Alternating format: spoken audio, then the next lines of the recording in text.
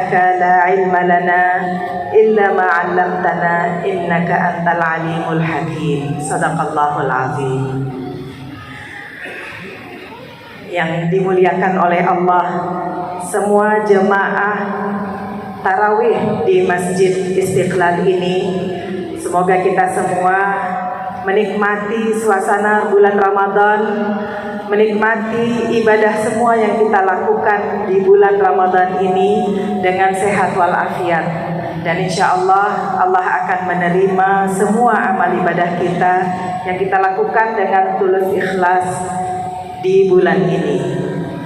Kali ini saya akan membawakan suatu kisah-kisah, yakni dari para perempuan yang membawakan hadis, yang meriwayatkan hadis Rasulullah Sallallahu Alaihi Wasallam kepada para sahabat, kepada para tabi'in, dan juga kepada kita semua hingga saat ini. Begitu besar peran para perempuan yang meriwayatkan hadis sebagai perawi maupun sebagai pengajar sampai saat ini. Tidak dibedakan antara laki-laki dan perempuan ketika menerima ilmu dari Rasulullah Sallallahu Alaihi Wasallam.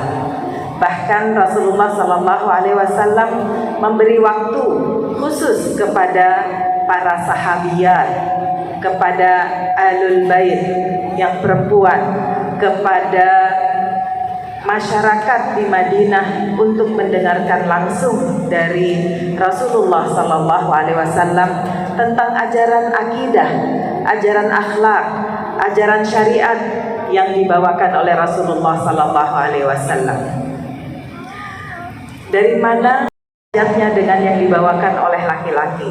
Tidak dibedakan, karena Rasulullah tadi saya sampaikan mengkhususkan waktu untuk yang perempuan juga menerima talaqi, menerima ilmu langsung dari Rasulullah Sallallahu Alaihi Wasallam.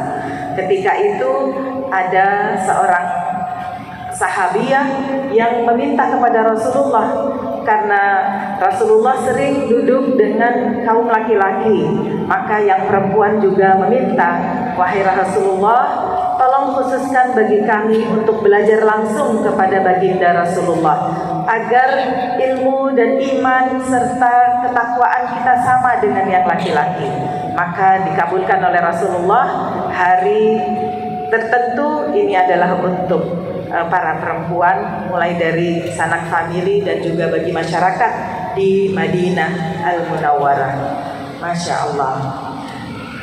Kita yakin bahwa hadis-hadis yang dibawakan Rasulullah yang disampaikan oleh para perempuan ini adalah betul-betul otentik, artinya betul-betul bisa diterima sebagai ajaran agama Islam yang benar, yang betul, karena syarat-syaratnya sudah memenuhi, bahwa seorang perempuan itu harus betul-betul Islamnya, harus betul orang dewasa. Syarat-syarat menerima hadis adalah Islam, dewasa, adil. Adil ini maksudnya bukan adil dari segi hukum, tapi dari segi ilmu hadis.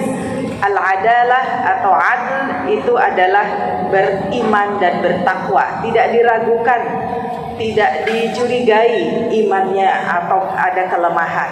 Ditambah dengan dabt itu adalah teliti dan menuliskan serta menghafal hadis dari Rasulullah SAW.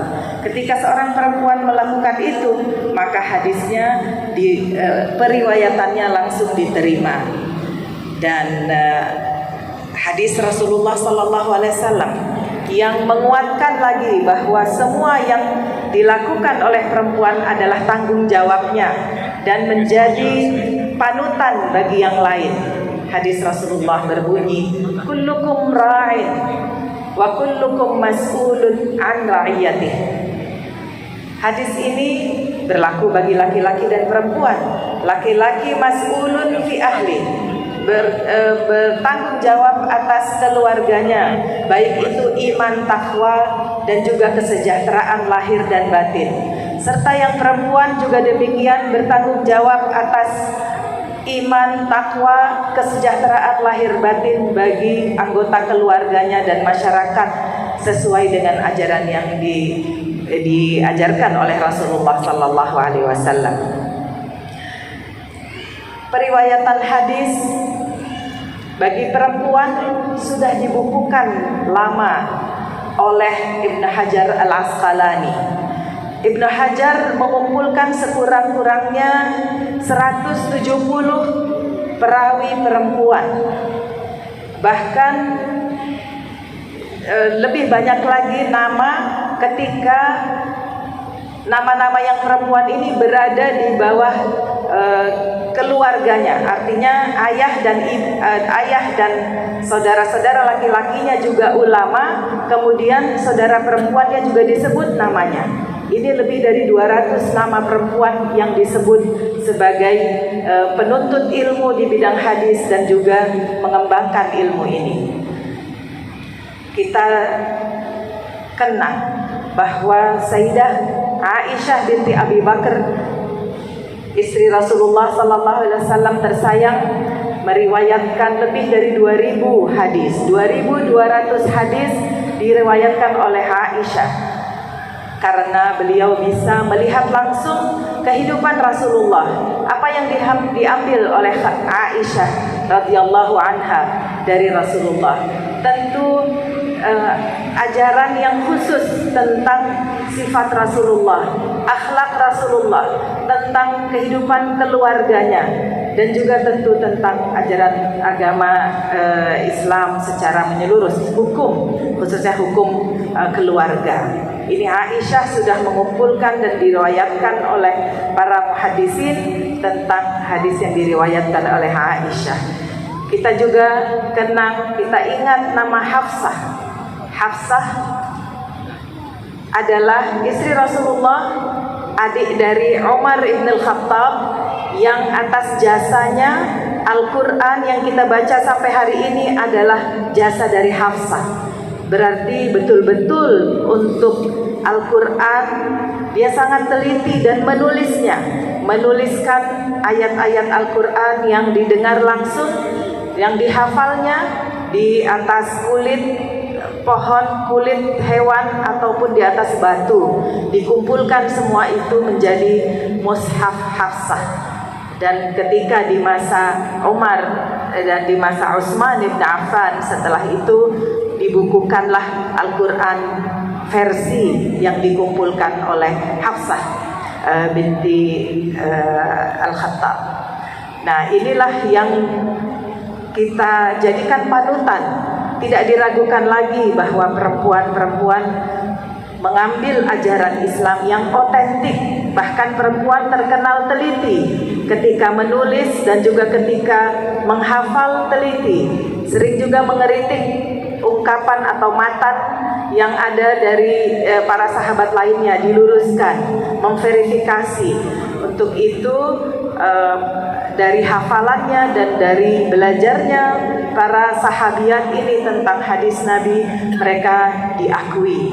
Bahkan banyak yang menjadi guru. Kita kenal siapa? Guru dari Asy-Syafi'i, Imam Idris Asy-Syafi'i. Itu adalah gurunya adalah seorang perempuan. Saya alhamdulillah baru datang dari Mesir dan mengunjungi makam Sayyidah Nafisah radhiyallahu anha, guru dari Imam Syafi'i. Ada bangkunya, kursinya, tempat duduk sang guru perempuan ini. Kemudian di depannya para muridnya untuk talaqi dan belajar serta lainnya.